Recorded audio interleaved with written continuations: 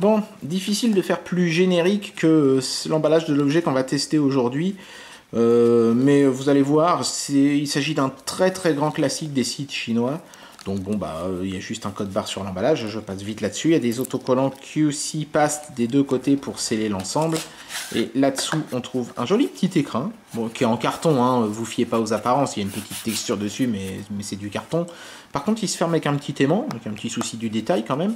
Et l'objet, le grand classique des sites chinois, un truc qu'on trouve pour une misère là-bas et en général quand même assez cher chez nous, c'est un pointeur laser.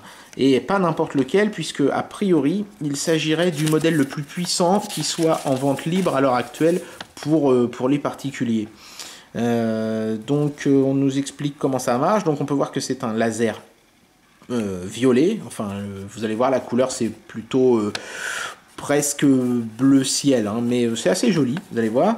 Donc on nous explique comment ça marche, c'est genre appuie sur le bouton et le laser fonctionne. Youpi, merci. Donc on nous indique quand même dans quel sens se mettre les piles, ça c'est bien. Parce que sur le laser lui-même, il n'y a rien d'indiqué. Warning, machin, safety. Bon, il y a un truc que j'ai trouvé amusant dans la notice, c'est la façon dont ils ont clairement effacé la couleur originale pour taper purple à la place. C'est même pas... si, c'est sur la même ligne, mais c'est pas la même police de caractère, c'est assez étonnant. Sinon, bon, on nous explique comment fonctionne un pointeur laser, hein, c'est pas sorcier, il n'y a rien d'écrit derrière, bien sûr.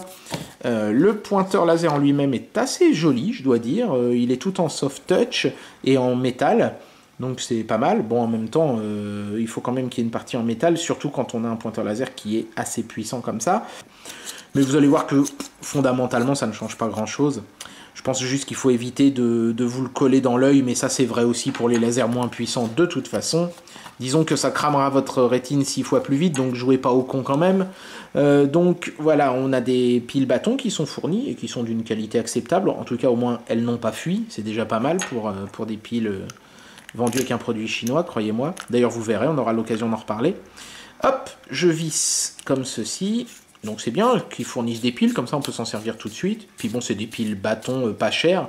Au moins, vous vous ruinerez pas en pile lithium avec ce truc-là. Et donc voilà ce que ça donne. Donc j'espère que ça va pas me traverser la main. Non, c'est bon, tout va bien, ça ne chauffe même pas. Hein. Donc ça fait un point presque... Je sais pas si vous voyez le bleu, vous le voyez peut-être blanc. Mais ça fait un point couleur lilas, un violet très clair, presque blanc.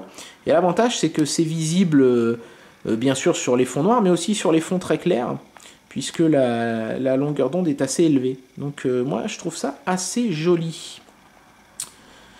C'est plutôt pas mal. Non, franchement, c'est un bel objet, une belle couleur. Non, pas mal. Pour un truc qui devait coûter quelque chose comme 3,50 €, on peut pas vraiment se plaindre. C'est tout pour aujourd'hui.